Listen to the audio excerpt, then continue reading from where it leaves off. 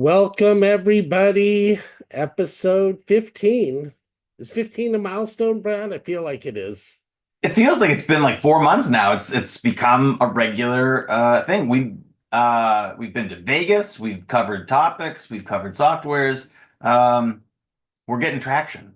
It will be interesting, right? Because I think as we're just going over our summit content, which I need to get with you on in May, and entertain, we're gonna have just as we're looking at, okay, what are we gonna cover? So on the technical side, it'll be, cloud, it'll be AI and security, it'll be um just AI tools and using these things and practical uses.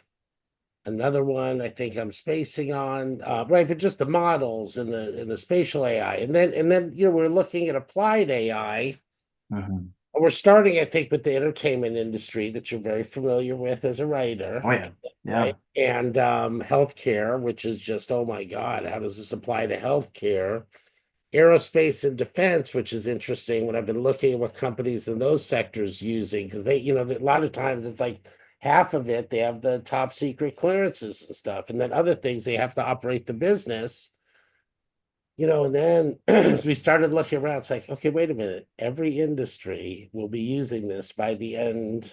Or right, they're already using pieces of it, but how does it? It's just going to be interesting to see the trajectory and how things grow around AI. Yeah. Yeah. I think what I've been seeing is there are more and more advancements for data security and privacy. So anyone that has sensitive information, whether that's surrounding health, identity, finances, or something proprietary about your customers and clients, there are more and more solutions. Um, and it feels like the very big businesses aren't shouting it from the mountaintops, but they're using it. And then the businesses in the middle, in terms of like annual recurring revenue, like the dollar amount of the companies, there seems to be a lot of people saying like, oh, we're going to wait and see. But when we were at CES in Vegas, we saw the head of Siemens and the head of Honda's R&D. They're like, we use it every day and everything. So I don't know that they're putting it in the headlines of the newspaper, but I think if you go looking for solutions, privacy and data solutions exist. And anyone that's listening that's wondering if their company should be using it, the answer is absolutely yes. It's the same thing as like, should we be on mobile? Should we be on, should we have a website? Should we have email? It's like, of course you should. This is where, millions of your customers are. Right. So let's start today's screen share on a lighter note, and we'll cover a few fun things. So I have a son who's 6 years old, and sometimes when you have a young kid, you make things up. So I made up a character that's like a big bad wolf. And if you know Midjourney, the image creation software, midjourney.com, M-I-D, Midjourney, you can just sort of type in what you want, and we did that, right? So we were goofing around about a wolf. So we made a wolf, right? And you get a few different looks, right? I said a goofy cartoon style wolf designed to amuse a 6-year-old boy. The wolf has big round eyes, a playful, mischievous grin, and exaggerated floppy ears. Its fur is scruffy and lighthearted, giving it a feel of such and such, right? So here's my wolf. But the truth is, we were being very silly, and we said that this wolf eats boogers because my son is 6 and kids like those kinds of things. So we call it the booger wolf. So I took this image, right, which is really silly and really funny, and I went over to the software called I don't even know how you say it, so I'll type it in here. I want to get this result right here. I don't know how people are saying that word because it looks like HAI is high and LUO is luo, so I think it's high luo. Hi, I Never. think I that. How have you heard it called, David? No, hi, Luo. I think you're absolutely right, Brad. Yeah, because it's like if you've never heard it, you're guessing. So I think it's called high luo.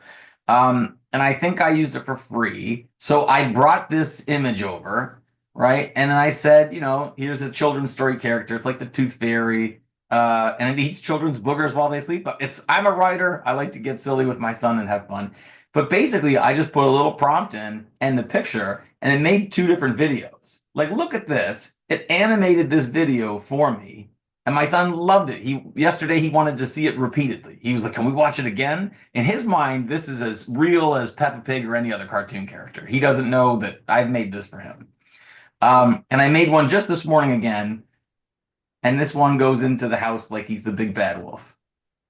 Like, how fun is this? The point is, there's so much fun to be had with these tools. And I mean, I just one-clicked it. I just one-clicked it. Here's the image, here's the prompt. I didn't do any professional tweaks to it, which you absolutely can, because there's the new AI Star Wars short film that one of the people in the Brain Juice put up. Did you see this? The Ghost's Apprentice. I might mute it. Okay, but just look at this. Someone made this. This is absolutely a fan-made film. Okay, let's go to like the good parts. Like this looks like a Star Wars movie. This is completely made with AI. It's completely fictional. Like, it's outstanding. Look at these 360 drone shots. Look at these close-ups. Look at the costumes. Look at he's using the Force. Like, this stuff is wild. There's lightsaber battles, David. These are not real Star Wars canon characters. If you think that you've missed a show or a movie, these are completely made up by the people who made the video. But watching this, if I told you this was on Disney and it was brand new, I think that was true. Right. I So think. Oh, sorry, please. go ahead. Yeah. No, I was just gonna say, I think they were talking about this on the All In podcast this week, just about right, how now AI, how these company, they were talking about it in relation to jobs, right? Like they can do more with less, but now there's gonna be just more, Yeah. and there'll be a lot of new jobs created. Yeah. Yes. Absolutely. Like this is astonishing that someone has made this. And the reason I say it's astonishing is because I know that these tools are brand new. So it's not like they've been working on this for a year in the background. The tools they're using came out a few weeks ago. So it means they made what looks like an entire like 12-minute episode of a TV show in a couple weeks, with like two people. Because I've seen the credits. It lists like two people. Crazy.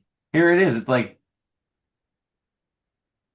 it was written and directed by Kavan the Kid, right? And it just says it's produced by Phantom X. Wow. And then the visual effects are by Sav. So that's three people so far. And there's music by Udio, which is a software, and two people. So we got five people. These are the same names. So we're at six people. And these are the tools they used. I'll pause it there. They use Google's VO2.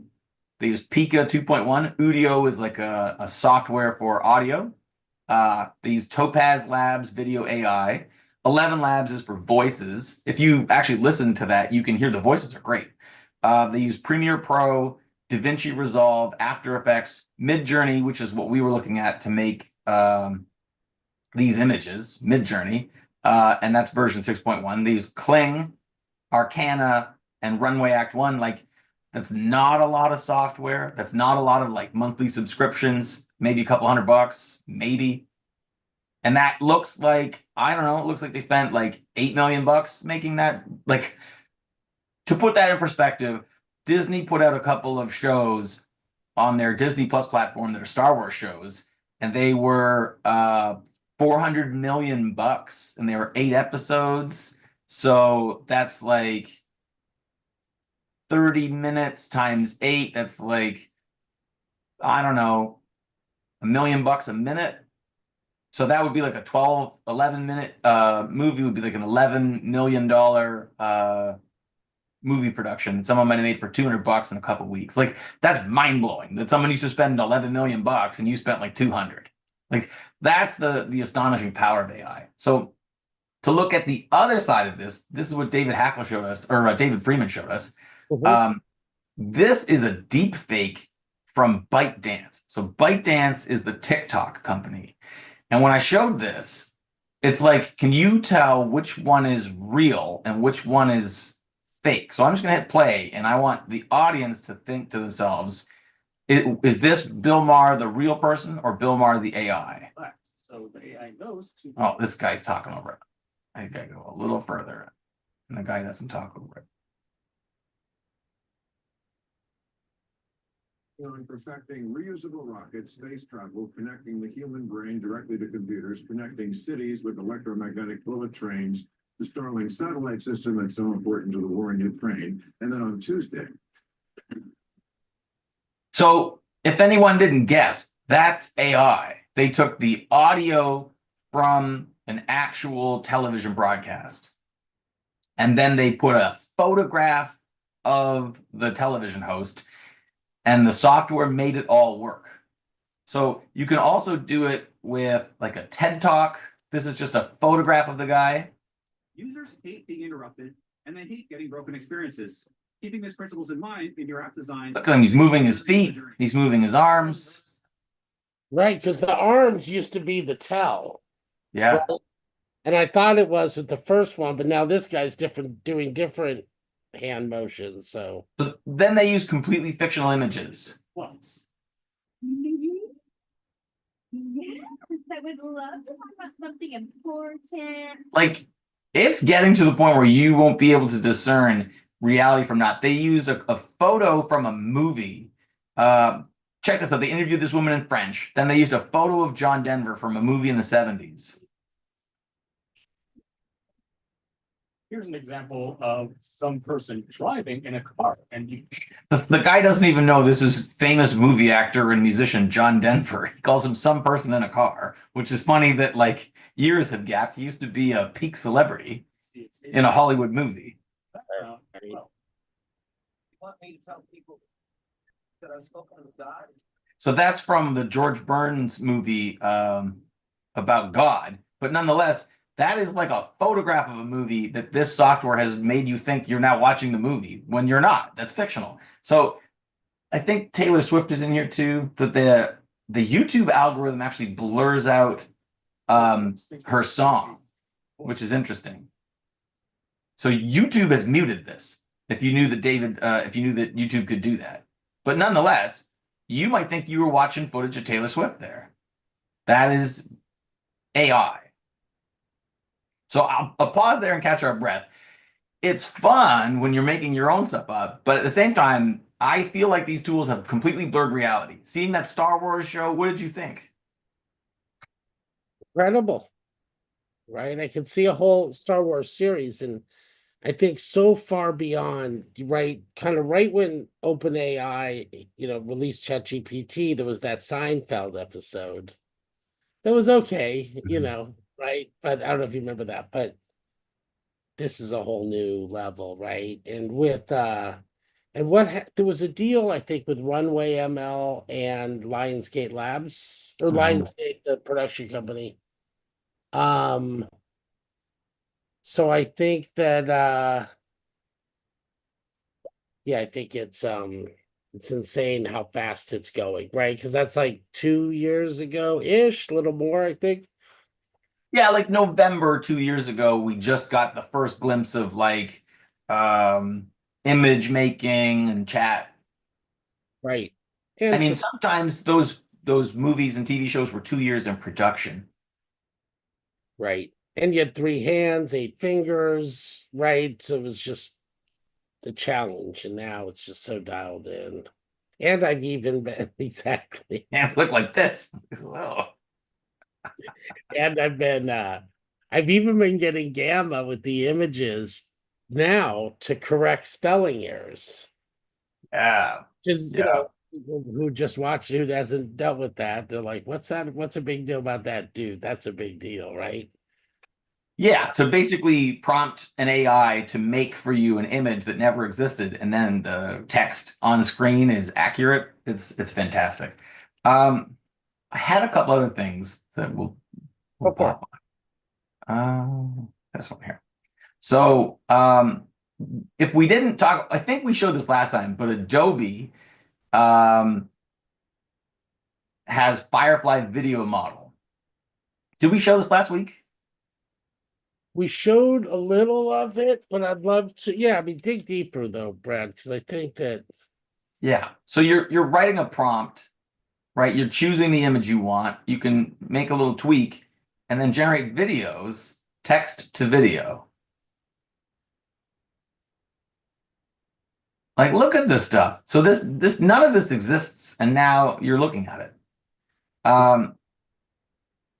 This vista of a lake and a mountain, this flickering flame, this smoke on a green screen. That looks excellent. This lion, these whales. I would never know that that wasn't real.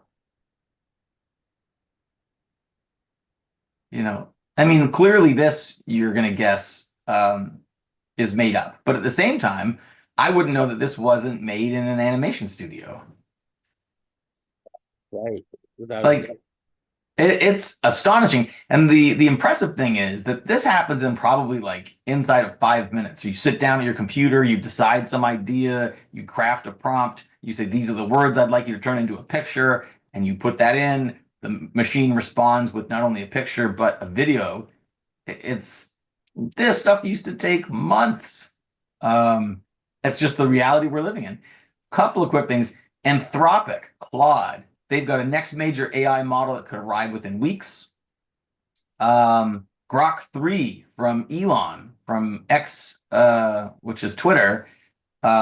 This just launched. I think it's for pay right now. They're touting it as the best thing on the market. Everyone's saying that every 4 weeks these days because there's 5 or 6 companies and they all take turns being the best thing around. But it looks like you can make a Pong game, which we should tell Nolan about this because Nolan invented Atari. I think you can try it. Is that So- how you was, Nolan, when you were first making Pong? Yeah, right. Nolan's going, yeah, no, it wasn't a 2 sips of coffee activity. So this article on ZNet shows you can go to lmarena.ai. I don't know if that's it must be language model arena.ai. And I clicked up, there's arena battle, arena side by side. And you can choose early Grok 3 and GPT 4.0, like the latest. Right. And then you can ask it to say, like write a greeting card from Abe Lincoln. I don't know. I'm not feeling the creativity right now. That was a really terrible prompt. A greeting card from Abe Lincoln is not going to be the thing I want from Grok 3. What do I want from Grok 3? What is the latest that's hard to do? Maybe like a boat in the Pacific Ocean being washed up on shore or something. I don't know. Let's Or snow, a something with boat snow. in the Pacific Ocean being washed up shore. Up on shore, yeah. Remote island. Storm at sunset. Oh, we could do a third. We could do. I think Gilligan's Island only had two seasons, maybe or 3. Oh, they had a bunch. I think it was a bunch, but they were like 25 episode seasons. I think it was weird because it's only like 2 seasons or something.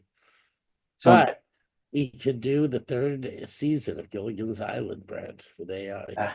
that's funny. So what I noticed is Grok, first of all, they didn't give images, which I thought might be the case. Grok was a lot faster and it's giving more. Yeah. And when I you think said, oh, sorry, please. Yeah, there's just a place for you to test it. I guess I'm so focused on the other things we're doing, I hadn't thought like what's the best test for Grok 3. And when you said ZNet, we talk about ZDNet. Yeah.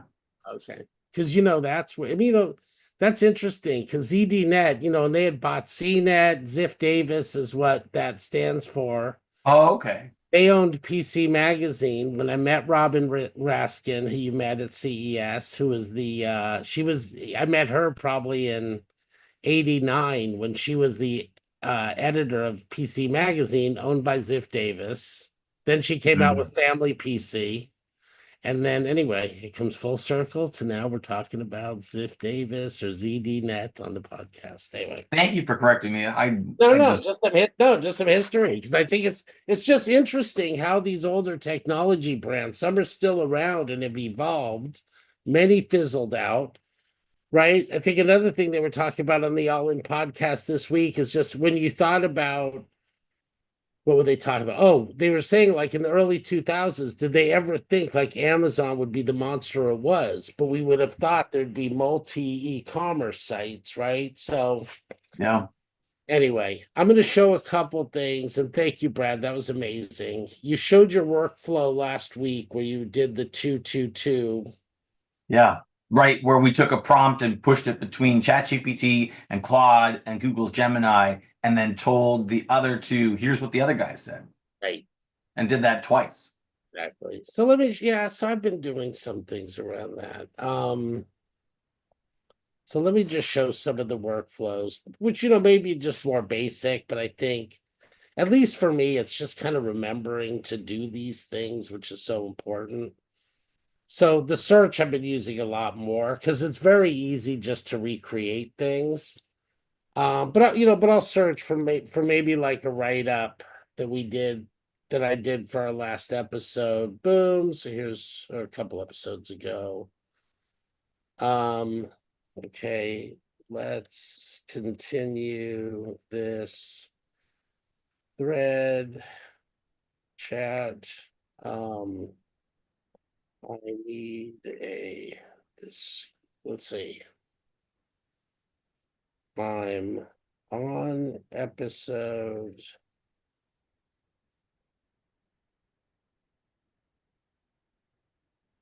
15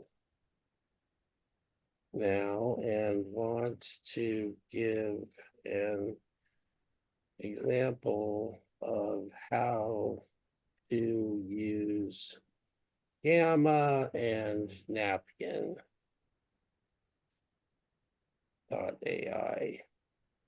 Can you give me some examples to share? Should I give it a topic or see what it comes up with? Just give it a go, I think. Yeah, because for you. Right, it goes right into canvas mode.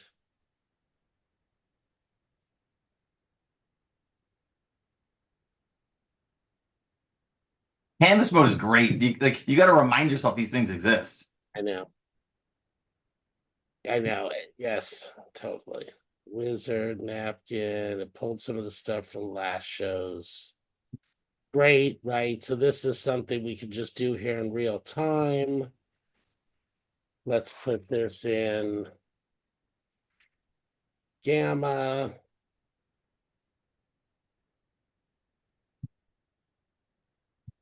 I can go right to create, pop it in.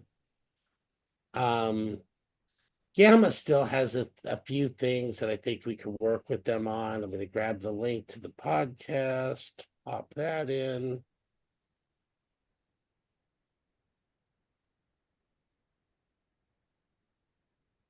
I can make, let's see. So now it just inserted the link. So now I can just say YouTube link, call it that. So it's embedded. We'll make it a presentation. Social's new. I'm going to play with that this week and show everybody. Yeah, I want to see that too. For sure. So now I can just have it generate, who do I'm going to let it generate. You can have it preserve the text or condense the text. I'm going to let it do its thing. I find that sometimes Gamma does great things to reinvent the text. And a lot of times I won't even tell ChatGPT or Claude or whatever I'm using to give me like a layout I'm going to put in Gamma because I want Gamma to be creative. They usually do a pretty good job with these prompts here. So right for professionals and business leaders interested in AI and its applications. That's probably good. Sometimes I would go in, can you give me a prompt for this area? Right? You kind of pump those in. This is images, play with different things. They have a ton of different image libraries you could use now. I've been sticking with Flux Ultra because it just seems to work, but I think digging into that. Here's who the client is, chat. Which image should I model should I use, right? And then So here, if I can jump in and say something that I think will be of value. please. When I use Gamma, I've not been doing what you just did, which is telling the tool which model to use in advance. And what I did learn, I was talking with Jay Levin, and we went over some Gamma. When you're in a presentation or a website or whatever, and there's an image, you just type the slash key and start to type image, and it'll let you make an image.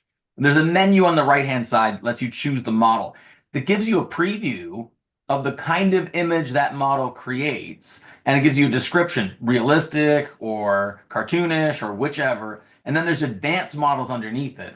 But what you're showing me is I can choose the model before I make the presentation. That's an excellent thing to do. For sure. And then you can put in some prompts here under image style to tell it what you want to, right? So there's kind of Mm. many ways to dig in. And again, you don't have to write, I like to use one of the LLMs to say, here's what I'm trying to accomplish. I'm going to be using Gamma. What prompt should I put in for that? It's So, almost like you should be making a Gamma just for the images first and just be like, give me like business people at a desk and then just let it go and like just choose from there because Gamma now has persistent images. So an image you make in one website or presentation, when you open up a new one, it's got your saved library. yes, it'll pop it into a whole library for you, Mm. which I can show when we get done with this. We can have many different templates to choose from. Again, I think this gets better and better. I know some things look gamma-ish for those hardcore users. I had a call with a VC last night, just because we're talking about raising money. I said, can I do this in gamma? He's like, I didn't. He said, what's gamma? What's Gamma? Right, Yeah. right. Very sophisticated tech person, didn't know. And he's like, oh my God, this looks amazing. Yeah. Anyway, I think So it's you just took a prompt from ChatGPT, put it into Gamma, and now we're watching this presentation being made, and you right, chose the model for the images. right. For me, it defaults to Flux Ultra just because I use that a lot. Do me a favor, because you've got your internet browsers open. Go to a new browser, and then this will all connect. If you go to like a Google search and just type in the anatomy of an O1 prompt.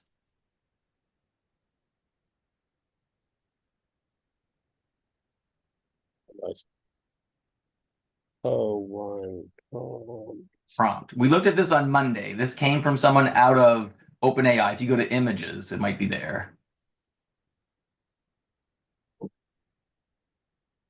It's,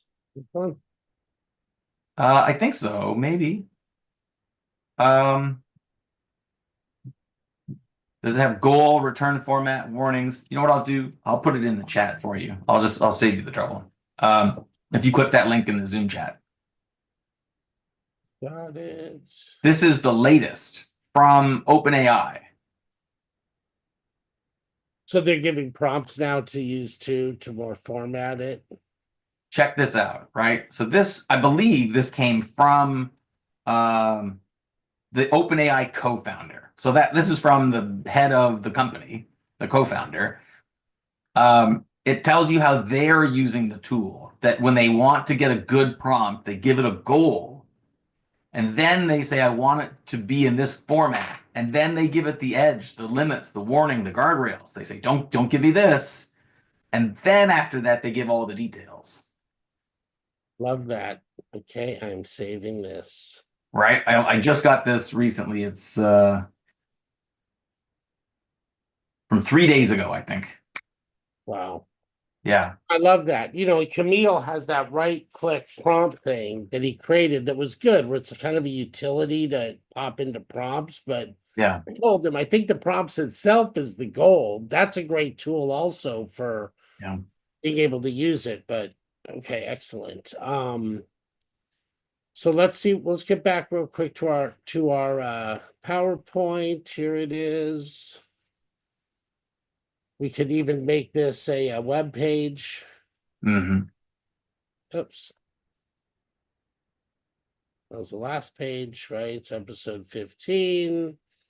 We'll get your name in there too. I don't know what we'd use this for just yet, but pretty cool, right? And we should probably put Yeah. it where, Like that image right there looks outstanding. right? Like that, I mean, I think eventually I'll get over it, but as someone who's like paid for graphic design in the past and paid, you're just like, wow, you're like, if I did this project this year, I would have spent like $20. Right. Not to, and look at this, right? I mean, not to mention, Mike Brown is, we've all heard from him about the animators and stuff. I feel bad, but you're a writer, so I'm sure you have little sympathy because but you got to just use it and figure out how to use the tool to amplify yourself. Yeah. I Uh, think there's a lot of overestimating. Like you said, you were talking to a venture capitalist in Silicon Valley, and you're assuming that he's up to date on the latest in, pitch deck creation or presentation creation. And instead, it's new. So people who watch the latest, let's remind them that this is the latest of all kinds of people. There are an unbelievably large number of Americans and Canadians, people who are completely ignorant to AI. They're just like, I've heard of it. The robots are going to take over the world. And you're like, no. exactly. And then, then this napkin I've been using more and more. Just for those that haven't seen napkin yet, I'll create a blank napkin, pop this in. And napkin's free to use, right? Free to use.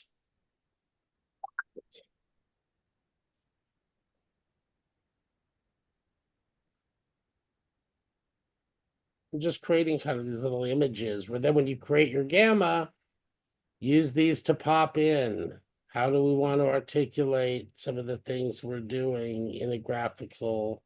Yeah. See, in my mind, this is the work. Like people think AI does the work for you. AI does not do the work for you. You still have to go through these things, choose the colors, choose the fonts, change the text, change the layout, make sense of it, place them. There's still a lot of work to do. This is just speeding up some of the tedious parts of computer programming or computer use. For sure. So it's interesting. I am going to kind of a non-technical community up here. Maybe they are technical. I don't know what it is. Yeah.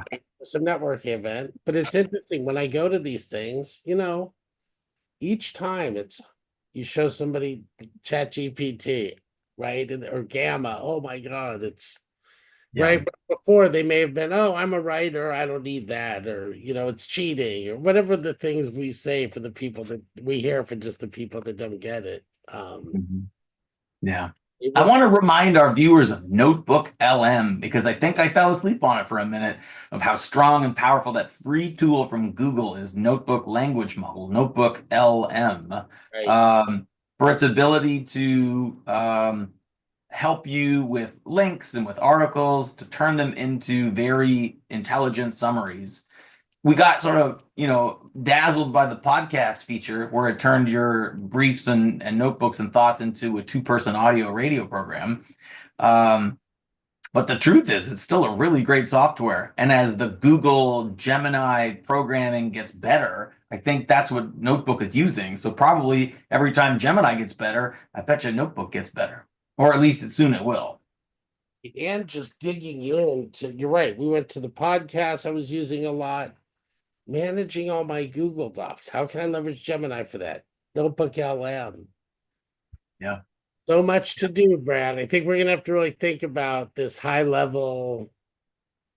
Yeah, just right, ease of use, easy tools. We'll get into Notebook LM next Mhm. week a little Yeah. more. What I feel good about, David, is the number of tools I use makes me feel like I'm using more and more filters, that it's less likely that there's a critical error. Less likely. Right, for sure. And you can prompt around it sometimes, or just right. And even like when I got that image to spell the word correctly, that was revolutionary for me anyway. But I think, look, everybody, we have 3 AI think tanks, and they're actually been changed the name. They're kind of open discussions and learnings and trainings on different things at witty, witi.com, 1 in 90 minutes. brain juice, Brad. I'd like to get that up to promote it on Witty so people come to a central source. We'll talk about that. Yeah. There are Brainjuice.live. right. Oh, okay, good. The Yeah, website's up, brainjuice.live. yeah. Because Maybe we're live on Mondays. I'd like to put it on my calendar. Maybe we'll talk about that once Alan gets back, or whatever you want. Great. Look, the bottom line is let's help the humans stay in action, right? And our listeners, and I know there's a lot of stress now, whether it's the political thing that's going on or the world, the changing, there people think their jobs are gonna be gone. Let's help everybody stay in action. Yeah. I think the best thing you can do if you're concerned about your career is learn. Learn, learn, learn, learn, learn. Learning has never been a bad thing. Yes. And these are not, you do not have to know how to program. These are all talking, right? Yeah. Yeah, use your voice. I'll say I had a family member who's in college right now visit recently, and I asked him about AI, and I reflected. I said, you know, when I was an undergraduate, I took one computer science course, and the very limited pieces of information I learned are still very applicable today, and that was 25 years ago. So the lessons you can learn in foundational AI now will probably last you 20 years. Just understanding the basics, probably the basics won't change. The name of the software might change, and the area of the screen where you type or talk or click might change. But the foundational parts of like, it's not perfect, it's not a real person, it does not think like a person, it needs 5 pieces of information. Probably that's going to stay the same for years and years and years. So there's no time like the present to start learning from someone you like to listen to. And you know, let's be those people. Love it. That is the latest for this week, everybody. Great to see you, Brad. I'll probably see you later today at something. Yeah, great to see you, David. Bye, brother.